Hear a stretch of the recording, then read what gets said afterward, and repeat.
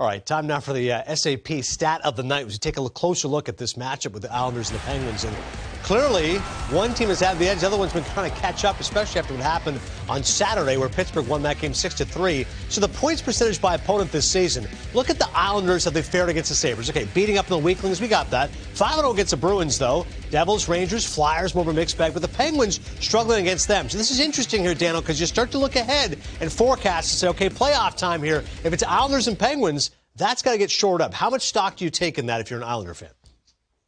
I don't take as much stock in it as maybe some other people do. At the time, they're still 2-3-2.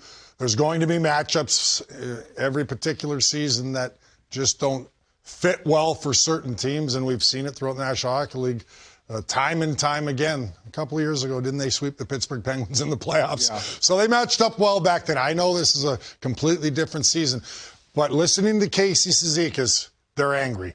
And good teams get angry when they're humbled a little bit like they were the other night. Yes, it was 5-0. They made it interesting at the end. But for all intents and purposes, it was an ugly game for the New York Islanders, and you give the Pittsburgh Penguins credit.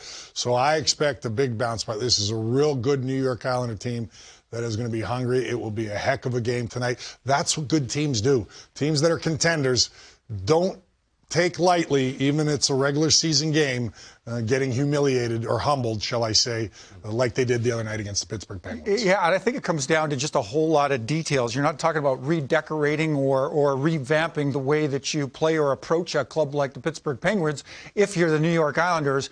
But without question, and I can attest to this, AV, the coaching staff, from Barry Trotz on down to Lane Lambert and Coach Mitch Korn, it's a game of details, and there is no staff, and I think group that responds to it, quite like the Islanders, look for the fine, the detail stuff. Make sure you've got sticks, make sure you're blocking people out, make sure you're leaving it to the perimeter because we can control the inside. That'll be a whole lot of what's going on as the Isles prepare for the Pens. Yeah, top 4 teams make the playoffs. Originally, I thought maybe 5 teams in the mix, but now the Rangers are in there as well. So it could be 6 teams right now battling for that final playoff spot with the Boston Bruins.